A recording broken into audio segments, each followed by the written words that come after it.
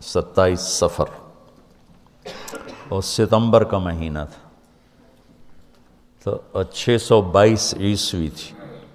تو ادھر ہے مدینہ اور ادھر ہے جبل ثور۔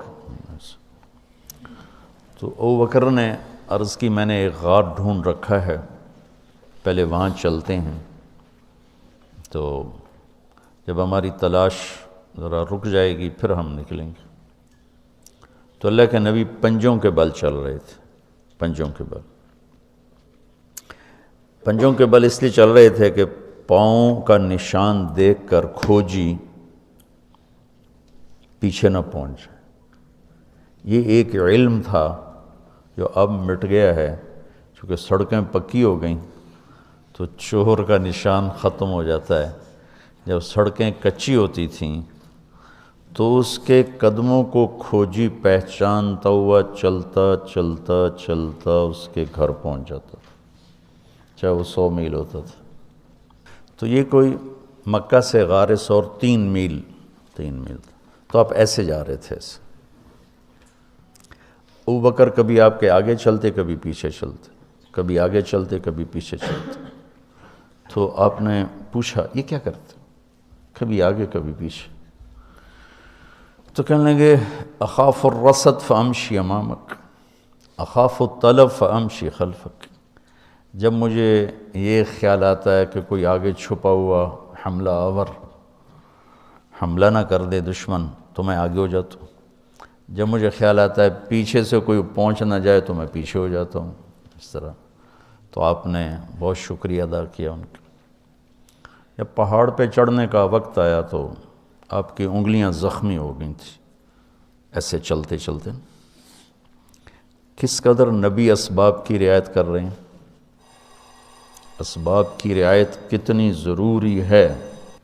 تو ابو بکر نے آپ کو کندھے پہ بٹھایا اپنی کمر پہ، اور غار جبل ثور ایسے سیدھا پہاڑ ہے ایسے، میری آج تک ہمت نہیں ہوئی چڑھنے کی، حالانکہ کتنے سالوں سے اللہ لے جا رہا۔ تو آپ کو اپنے کمر پہ بٹھا کے اوپر پورا پہاڑ اوپر چڑھے، پھر آپ کو باہر کھڑا کر دے گا، آپ اندر نہیں جائیں گے، خود اندر گئے، ایسے اس کو ٹٹول ٹٹول کے جتنے سوراخ تھے پتھروں سے بند کر دیے، سوراخ باقی بچ گئے۔ تو اپنی پگڑی اتاری، پھاڑ پھاڑ کے سوراخ بند کی، پھر سوراخ باقی تھے، کرتا اتارا اور پھاڑ پھاڑ کے سوراخ بند کیے، ایک باقی رہ گیا جس میں وہ سانپ تھا۔ علماء نے لکھا ہے کہ وہ سانپ جو ڈس رہا تھا، ایک تو سانپ اپنی فطرت سے ڈستا ہے نا، علماء نے لکھا ہے وہ اس لیے ڈس رہا تھا کہ وہ راستہ مانگ رہا تھا دیدار نبوت کے لیے۔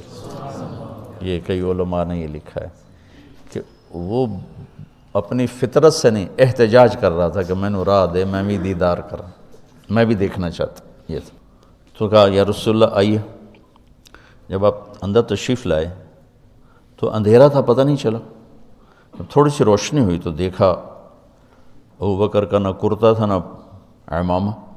تو آپ نے پوچھا تیرا کرتا کدھر ہے، تیری پگڑی کدھر ہے؟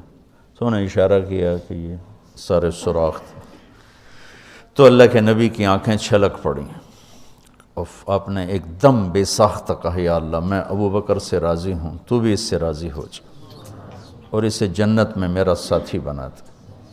تو اسی وقت جبریل اترے اور آ کر کہا یا رسول اللہ، اللہ تعالیٰ خوشخبری دے رہے ہیں کہ وہ آپ کے ساتھی سے راضی ہو چکے ہیں اور جنت میں یہ آپ کے ساتھی بھی ہیں۔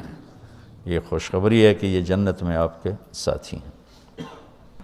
تو انہوں نے قریش نے کھوجی بلا لیا، تو انہوں نے وہ انگلیاں پکڑ لیں اور ان انگلیوں پہ چلتے چلتے چلتے جبل ثور پہنچا دیا۔ تو اللہ نے ان کے آنے سے پہلے، غار کا دہانہ بڑا ہے، ایک بیل ہو گیا، اس کے بیچ میں مکڑیوں نے جالے پھیلا دیے، ایک کبوتری نے تن کے رکھ کے انڈے دے دی۔ تو ان کے جانے سے پہلے 2 کام ہو چکے تھے۔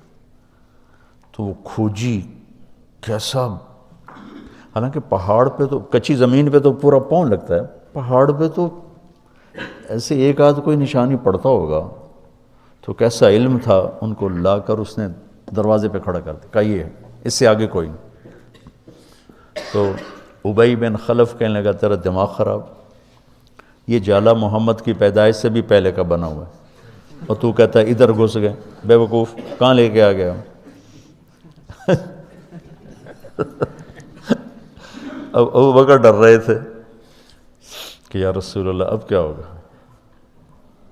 تو آپ نے کہا ما ظنک باثنین اللہ ثالثہما، جن کا اللہ ساتھی ہو ان کو کیا پریشانی؟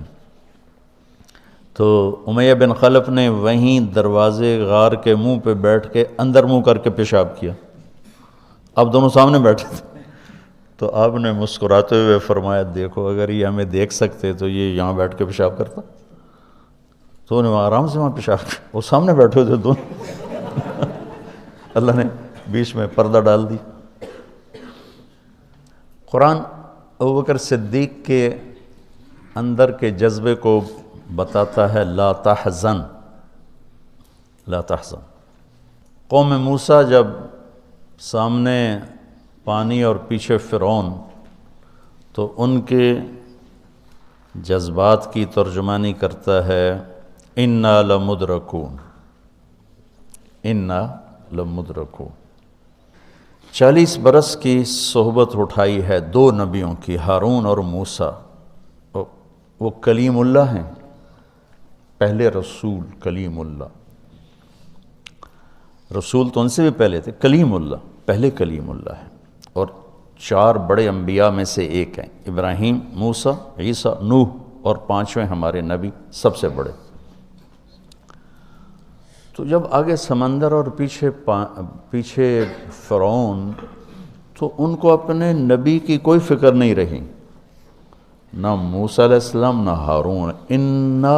انا میں غور کرو، اور لام پہ غور کرو، ایک انا اور لام، اس کا ترجمہ میں یوں کیا کرتا ہوں کہ کہنے لگے موسیٰ تو نے مروا کے ہی چھوڑا ہمیں،